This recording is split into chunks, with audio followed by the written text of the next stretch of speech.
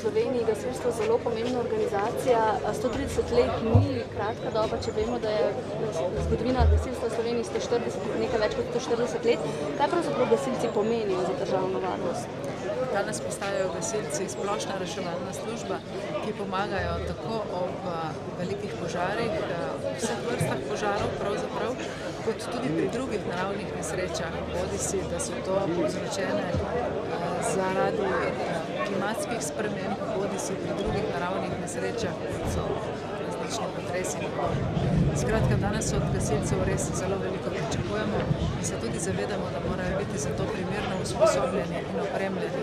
Ampak to, kar je ključna posebnost gasilcev, tudi teh tukaj v Dolenjskih Toplicah, pa je, da v teh svojih 130 letih skrivajo tudi veliko zavezanost društvenemu delovanju, povezovanju med državljani in pa veliko navezanosti na državo, v kateri delujejo. Skratka, v njih je veliko domovinske zavesti, zelo veliko rodoljubnosti in predvsem zavedanja, da je treba pomagati drugim ljudem, ko so v stiski. To je tisto, kar se velja naučiti od naših slovenskih gasilcev in gasilk in šteti kot temeljno vrednoto tudi v slovenski politiki.